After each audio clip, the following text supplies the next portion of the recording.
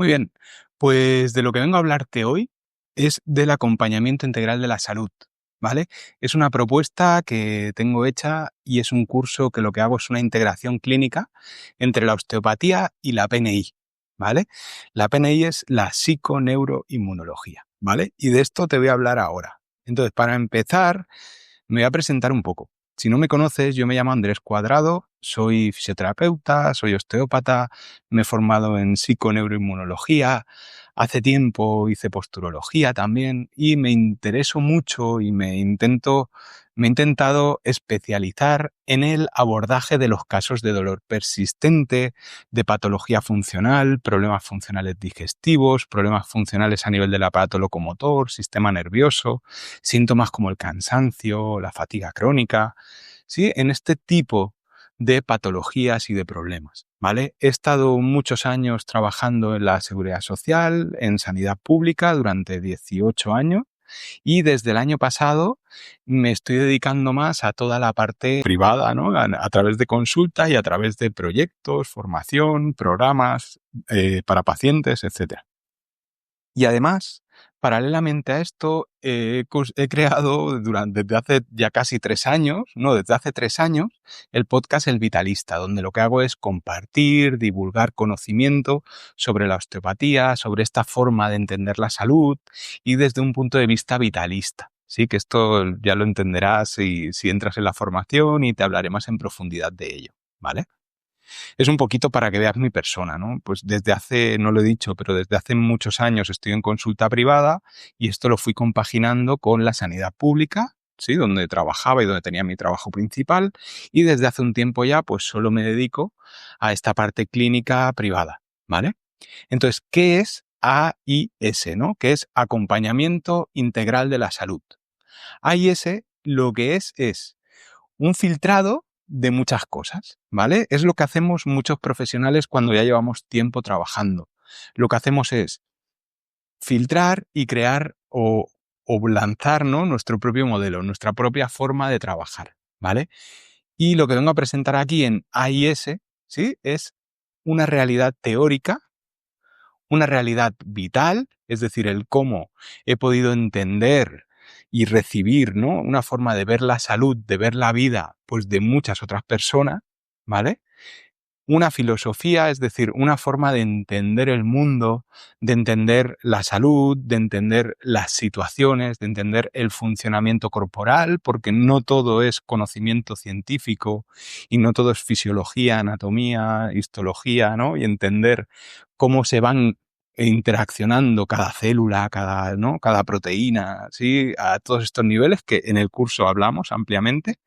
Pero no es solo esto, es entender también pues, cómo nos influimos en sociedad, cómo nos influye el medio, cómo influye en nuestro funcionamiento interno, ¿sí? Cómo nos referenciamos, ¿vale?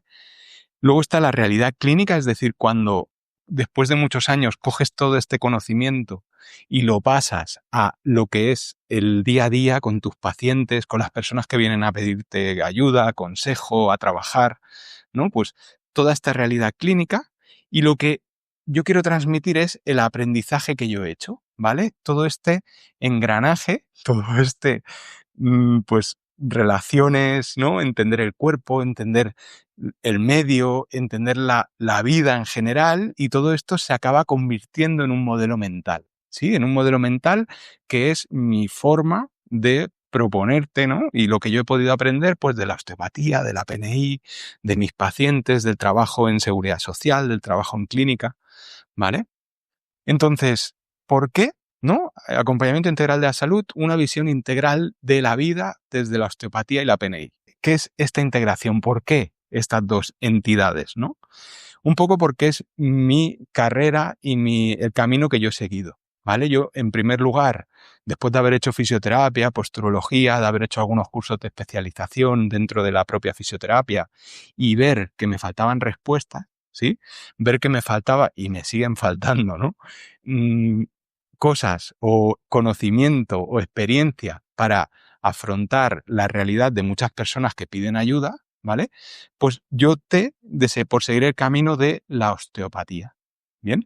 Y después de seguir el camino de la osteopatía, me acabé cruzando con el camino de la PNI. ¿Por qué? Porque te sigues haciendo preguntas, sigues buscando profundizar en los conocimientos, ¿no? Profundizar en donde ves que no llegas.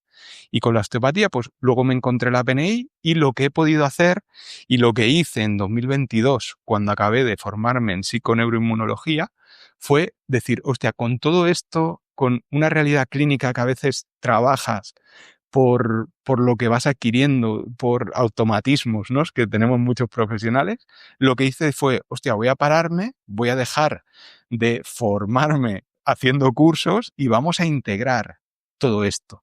Vamos a integrar toda esta formación en un modelo que sea aplicable a la realidad de otros profesionales. Es decir, el poder exportarte una integración de muchísimos años de formación, de muchísimos años de experiencia clínica, porque van ya casi 20 años de formación y de pacientes y pacientes y pacientes, porque en seguridad social a lo mejor no puedes entrar en profundidad, pero los casos están ahí.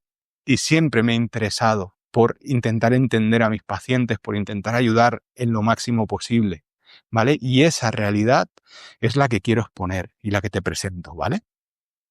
Entonces, la osteopatía. ¿Qué nos ofrece la osteopatía? La osteopatía nos aporta dentro de este marco de conocimiento dentro de este modelo, la osteopatía dentro de este modelo lo que hace es aportarnos un marco de conocimiento muy grande, ¿vale? Andrew Taylor Still, que es el creador de la osteopatía a principios del siglo pasado, ¿vale? Lo que nos vino a explicar fue una forma de entender el cuerpo, ¿no? Que es lo que se transmitió y me llegó a mí como el concepto osteopático.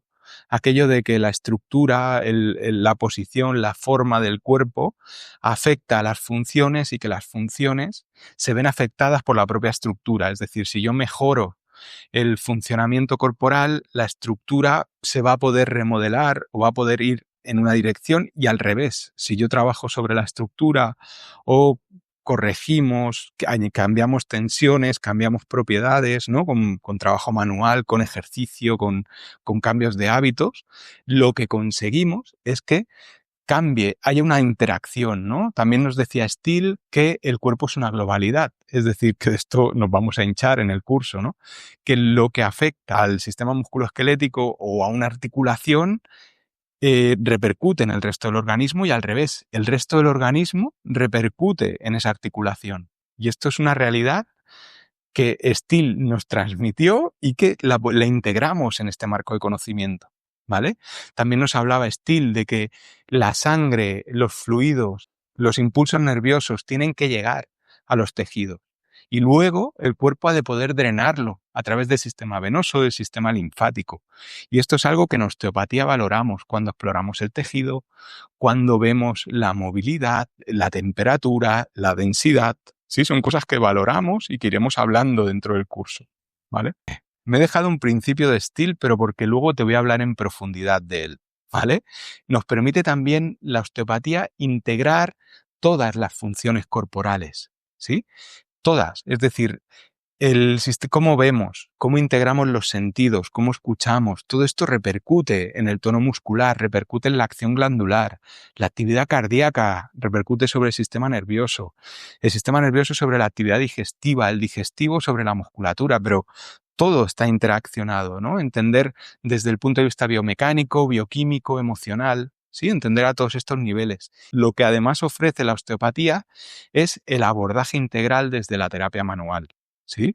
Otro punto súper interesante, ¿no? Que es, pues, que con las manos podemos generar cambios y podemos generar una liberación en los tejidos, una liberación a nivel corporal, a nivel emocional, y es un abordaje súper interesante, ¿no? Por eso mira todo lo que ofrece esta palabra, ¿no? Osteopatía. Pues es entender esto y poderlo llevar a cabo. Y por otro lado, tenemos la PNI. Yo soy relativamente nuevo en la PNI, empecé a estudiarla en el 2020, pese a que ya venía haciendo cursos para trabajar a este nivel desde años atrás, ¿vale? Pero me encontré con la PNI en el 2020, fue cuando me puse y me metí en profundidad, es decir, bebía, comía, dormía con la PNI y me interesó muchísimo y me hizo entrar en un flow muy importante. ¿Por qué? Porque es fisiología pura. ¿vale? Dentro de la osteopatía, la fisiología la tratamos y yo aprendí muchísima fisiología en osteopatía, pero después en PNI realmente profundizamos mucho en el metabolismo, en la actividad digestiva, en el funcionamiento renal, en el funcionamiento del tejido conectivo, cómo trabajan las células desde el nivel genético, cómo sintetizan proteínas, enzimas, cómo estas enzimas actúan a múltiples niveles. O sea, es una locura y es súper interesante porque a todo ese marco de conocimiento osteopático le estamos metiendo toda esa fisiología, ¿vale? Y toda esa fisiología que te ayuda a entender mecanismos que luego en tu paciente están alterados, ¿vale? O sea, es una idea pues muy bruta, ¿no? Es explicar profundamente los principios osteopáticos, es una sinergia brutal, brutal, y que luego además te proporciona otras herramientas, porque antes te he hablado de la terapia manual, que es una herramienta espectacular con la que puedes llegar muy profundo, pero es que además nos metemos en entender cómo cambiando hábitos, la forma de comer, el descanso, cómo exponiéndote al sol consigues ciertos beneficios, ¿vale?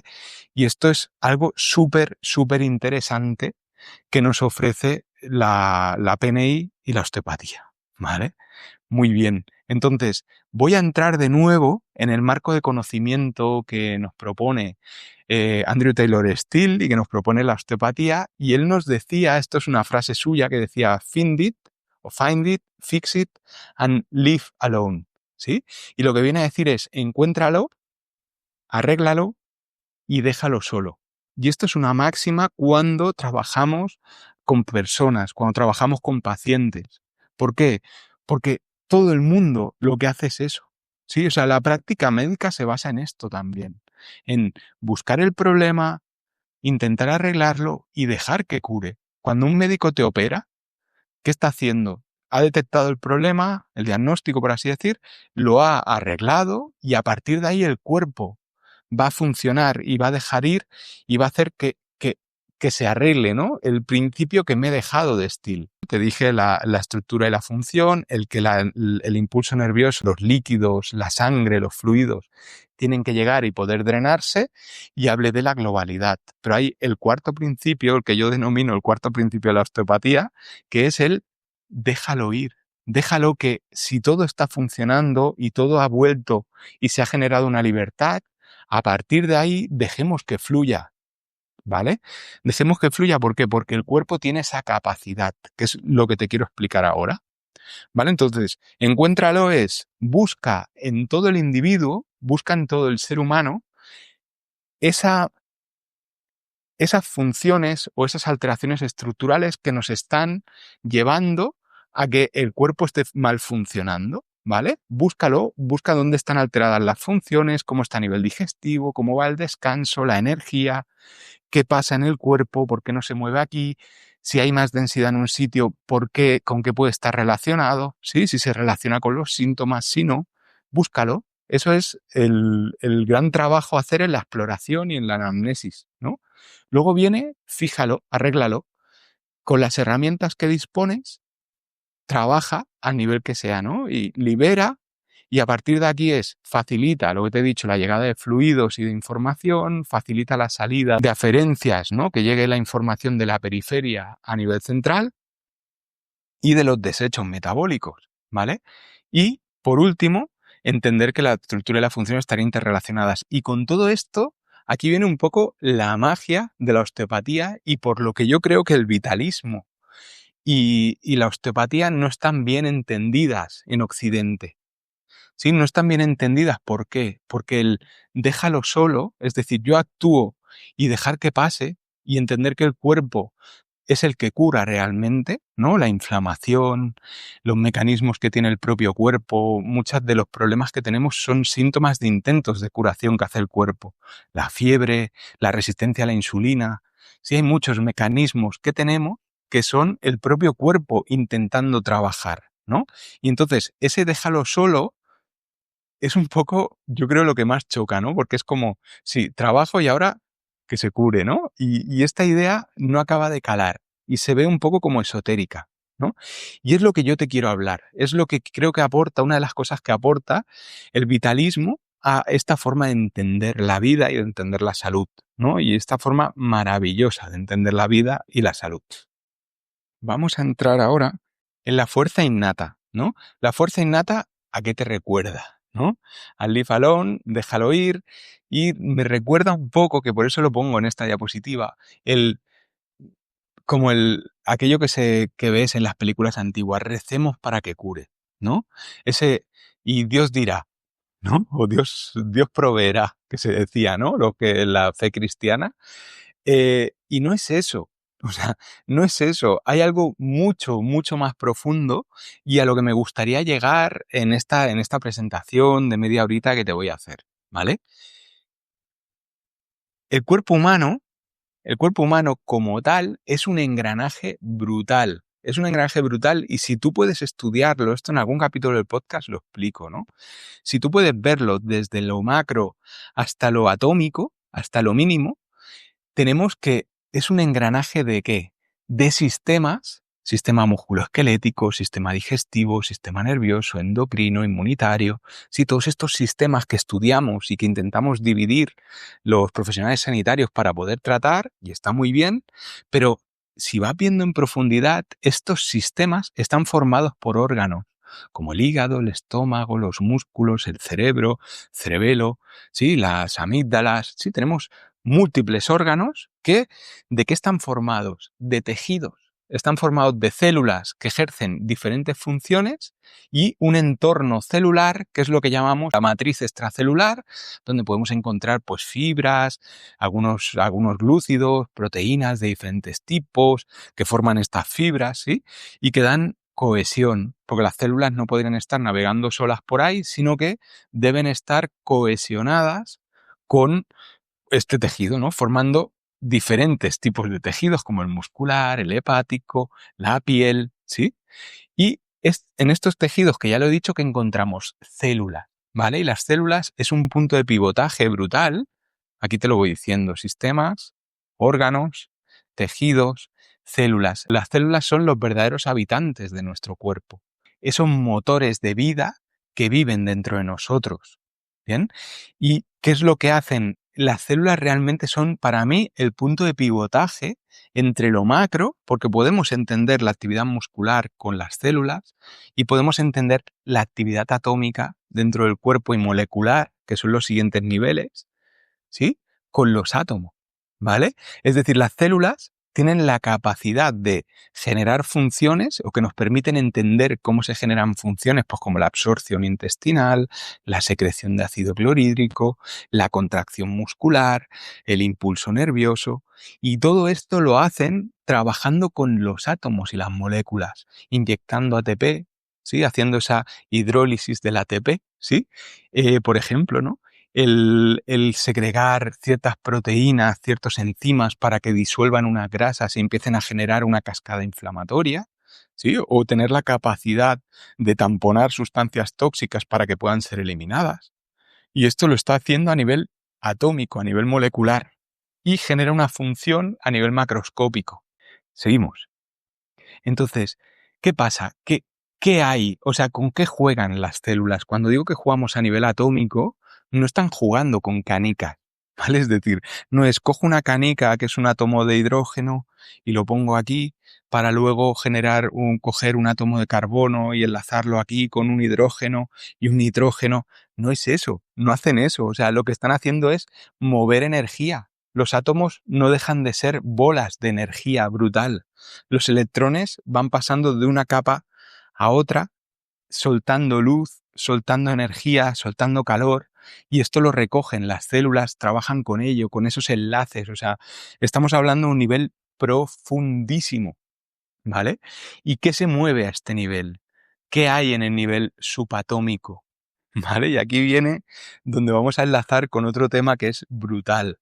Bien, te has quedado, ¿no? Con el nivel, ¿qué hay en lo más profundo? ¿Qué hay a nivel subatómico? ¿Sí? Que lo que tenemos aquí, ya te lo adelanto, es energía, ¿vale? Y es lo que entendemos como energía.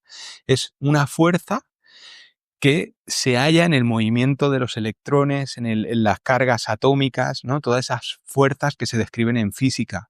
¿Qué es lo que hay en el nivel más profundo? Esa energía, ¿vale? Entonces vamos a hacer un pequeño viaje, y ahora lo entenderás, nos vamos a ir hacia atrás en el tiempo, ¿sí? Nos vamos a ir a cuándo empezó todo, ¿sí? Y tal y como está descrito por la ciencia a día de hoy, que no sabemos si es la verdad o no es la verdad, pero no deja de ser el cómo se explica el inicio del universo, ¿no? Y cómo la ciencia ha podido explicar la realidad a día de hoy, ¿vale? O al menos hasta donde yo he podido investigar. Se dice que hace 13.800 millones de años hubo una gran explosión. ¿Sí? Estaba el contenido o todo el universo concentrado y explotó. ¿Sí? Es lo que se ha podido ver, ¿no? Se habla del el gran rebote o la gran explosión, ¿no? Y el universo lo que hizo a partir de ahí es empezar a expandirse y empezar a generar, pues desde las partículas subatómicas hasta los primeros átomos, ¿sí? Y ahí todo lo que hay en el universo ya existía, ¿sí? Toda esa energía ya estaba ahí. No se crea, la energía ni se crea ni se destruye, se transforma, ¿vale? La energía ya estaba ahí, la fuerza vital ya estaba. De hecho, tengo un cuento muy bonito que si te interesa, pídemelo y intento metaforizar esto. Y creo que es una fábula muy chula. Entonces, a partir de aquí, a partir de este Big Bang, aparecen las primeras partículas subatómicas, ¿sí? Y en estos, pues, 1.000 millones de años, en estos primeros millones de años, lo que aparecen son los primeros átomos.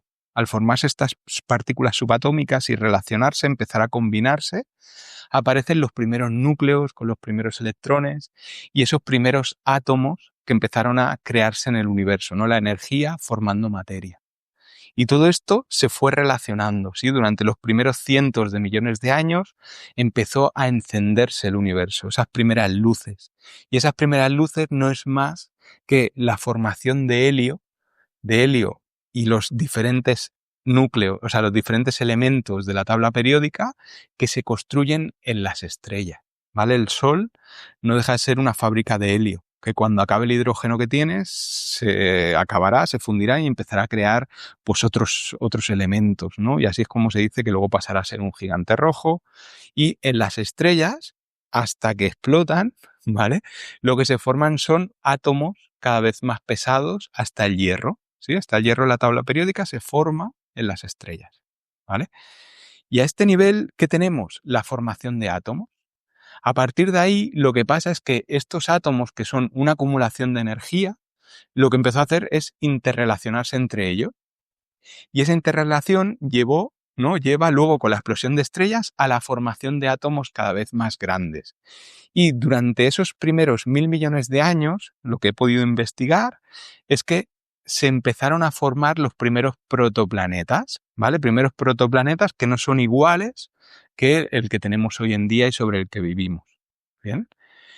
A partir de aquí, que ha habido una interacción atómica y molecular constante, ¿sí? Una acumulación de materia, pues que fue dando lugar a lo que se conoce como la química inorgánica, la unión, pues, de formación de rocas de diferentes tipos, a diferentes temperaturas, ¿sí? La formación de planetas de diferentes composiciones, ¿sí? Y el que vivimos hoy en día, pues es un planeta evolucionado que se formó pues uno hace 4.600 millones de años, es decir, casi unos 8.000, 9.000 años después del Big Bang. Se empezó a formar la Tierra, ¿sí? Y en la Tierra se dio un evento muy interesante que, a ver, no es para la osteopatía, la PNI no, pero creo que es interesante, ¿no? Que es la formación de la Luna, porque sí que tiene su interés, porque el medio en el que estamos, con el Sol iluminándonos, girando alrededor de él, y con la Luna con una influencia gravitacional sobre nosotros, es el medio en el que nosotros deberíamos desarrollarnos, ¿sí? Día, noche, ¿vale? Ciclos mensuales. ¿Y qué pasó con la Luna? La Luna era un planeta que se dice que por la influencia de Júpiter en un movimiento que hizo, cambió la dirección y chocó con la Tierra, ¿sí? Este planeta llamado Theia lo que hizo fue chocar con la Tierra y dar como resultado pues una Tierra más grande y ese planeta más chiquitito convertido en un satélite que orbita alrededor nuestro, ¿vale? Eso pasó pues hace 4.500 millones de años, ¿bien? ¿Qué pasa? Que a partir de este punto, hace 4.000 millones de años, se empieza a hablar del inicio de la vida, del inicio de la química orgánica, de esos primeros nucleótidos, primeros ácidos grasos que dieron lugar a esas primeras membranas que permitían encapsular el ADN Y eso es la primera forma de vida, que se dice que no es vida, ¿no? Un virus, ¿vale? Ese sería el primer punto. El segundo, sí, a partir de ahí, unos 200 millones de años después, que estos son fechas aproximadas, ¿vale? Nadie ha estado ahí datando esto, ¿vale? Es cuando aparecen los primeros procariotas, hace 3.800 millones de años. Sí que es el siguiente paso, ¿no? Hemos pasado de la química inorgánica, de esa construcción de los primeros planetas, a la situación de que ya estamos en un medio estabilizado, en un planeta que ya se estabiliza y tiene su órbita con un cierto equilibrio, ¿no? Con la Luna dando vueltas alrededor, y se va generando pues un medio cada vez más estable que permite a esa fuerza innata, ¿vale? Y aquí es donde entramos en una especie de panteísmo natural. Sí, permite a esa fuerza innata ir adquiriendo cada vez más complejidad. Se dio una serie de eventos, que esto lo podéis ver en los experimentos de Miller y Urey, ¿vale? A principios del siglo pasado, creo, a mediados del siglo pasado, en los que se vio como en ciertas condiciones que se presuponen en la Tierra hace 4.000 millones de años, dieron lugar a la vida, dieron lugar a esa química orgánica que fue evolucionando y poco a poco pues fue dando lugar a esto, ¿no? A células procariotas, y luego, hace 3.000 millones de años, que empezó la fotosíntesis procariota y el gran evento, mirar todo el tiempo, de 4.000 millones de años a 2.000 millones de años. Es decir, en 2.000 millones de años empieza la vida, los primeros eucariotas, las células como las nuestras, ¿sí? Y de ahí pasaron 1.400 millones de años hasta que aparecen los primeros pluricelulares, hace solo 600 millones de años. Y en todo este tiempo han habido, pues aquí es donde se empiezan a formar tejidos, ¿sí? Los niveles de los que te hablaba antes, energía, átomos, moléculas, y los tejidos, los órganos, los sistemas no aparecen hasta hace 600 millones de años.